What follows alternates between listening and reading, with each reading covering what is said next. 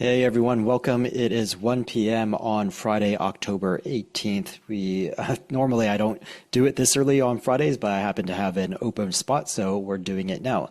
Let's take a look at what happened today. Today is the big monthly options expiration. So we have all of those options coming off, and we're going to need to see how the investors rebalance or reposition their money. So anything that we say today, it might actually get a little bit negated by Monday because of how everything falls into place. So, we do our best, but just knowing that over the weekend and come Monday, the picture may change a little bit. So on the S&P 500, we came up and we came near that 585 level that we've been talking about. So that's the third time we bumped into it in this past week, and then we came back off of it. When we look on an intraday level, I drew that 585 level right here. We can see that it still acted as a magnet. We drew prices up towards it. It got rejected and it came right back. And we ended the day at about 484.70-ish probably. So it's still pretty close to that 585 level. So we still have that ceiling in place.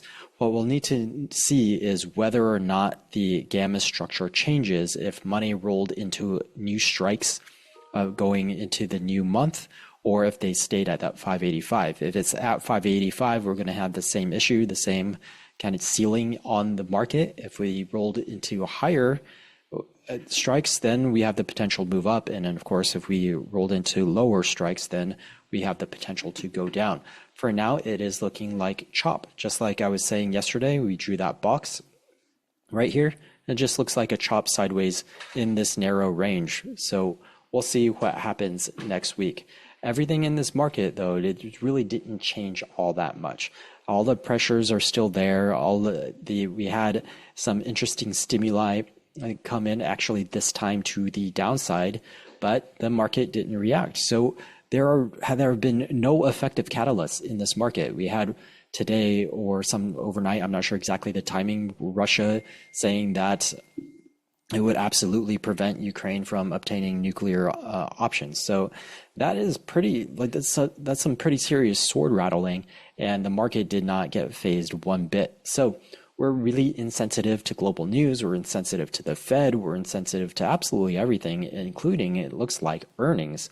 So, which is pretty unusual because the real driver of the market is earnings, and we only get those once a quarter, and everything else is sentiment. In between, from quarter to quarter, everything else is sentiment. So it's really interesting that even though we've been getting these good earnings, we just haven't gone anywhere in the markets. So what that tells me is most likely the only thing on the horizon that is visible that might explain this type of behavior is the elections. Now, there's starting to be some disparity in the polling between the two candidates. We are starting to see perhaps some allocations to certain sectors. So today, for the most part, since the picture didn't really change technically or fundamentally, what we want to see is what we can find out from the sectors, because there is a little bit of a shift in the belief, at least from the polling, that the candidates are no longer as neck to neck as they once were. So let's take a quick look at our sectors. Could look at it. I'm not used to looking at it this way, so let's do it my normal way. And sector scan.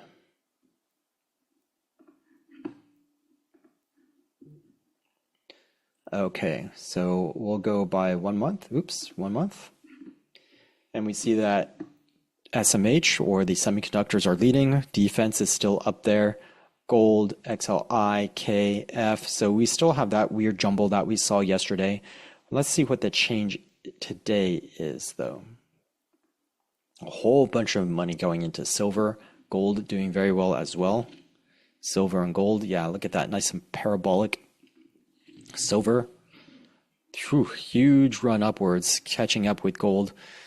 So professionally, we don't really look at charts. We don't look at price and compare it to itself. What we look at is ratios, because historical ratios tend to stick And the historical ratio of gold to silver, for example, going all the way back to biblical times, historical ratio of gold to bread, for example, going back to biblical times, there are some times where we deviate, but we tend to revert back to those historical ratios. So professionally, that's how we look at things. So the silver has been lagging from gold for quite some time, and it looks like it's starting to play a little bit of catch up. So other than that, we may be getting some defensive, some fear inside of the markets a little bit. That doesn't really tell us one thing or another about the candidates. What I'm really interested in seeing, the one really big difference between the candidates is in the sector of energy, traditional energy, oil-based energy, or alternative sources like wind and solar. So let's take a look at that. If I look at an ETF like TAN, which is that right? Yeah, the solar ETF. You can see that it's not been doing so great in the recent weeks. It's been coming down. We broke a low over here. This looks like actually a candidate for a short. So where money is pulling out of the solar investments. And then let's take a look at, for example, oil. Oil has been chopping. We did have that move upwards, and then we have a move downwards. What I want to see is oil services. That is, I'm blanking on the symbol right now. Oil services. There we go. OIH. That's right. So that's been chopping sideways a little bit down as well, but you can see that it's not down nearly as much. So one thing that I want to look at is also some metals, some US metals. We can see that this is moving upwards.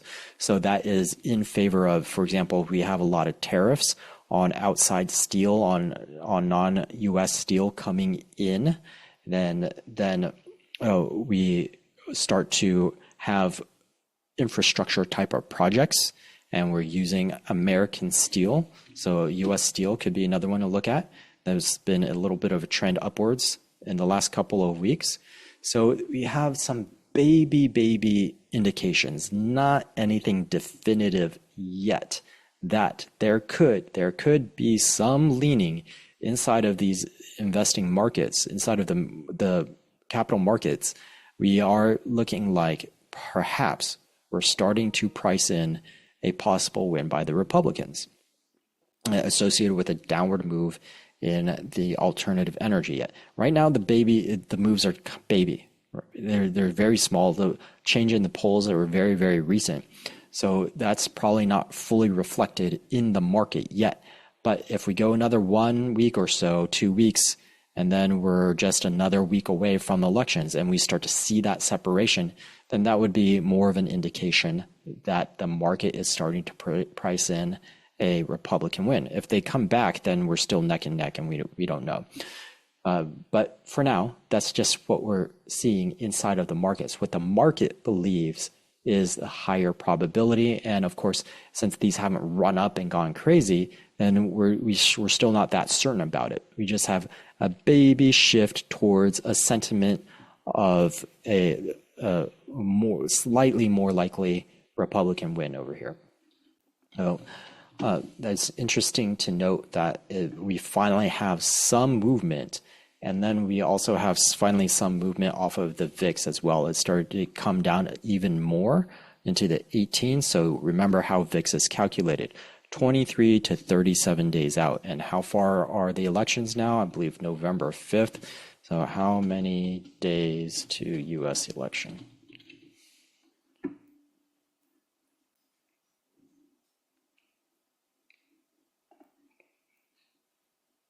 $18 days. Okay, so that means the election event is no longer priced into the VIX.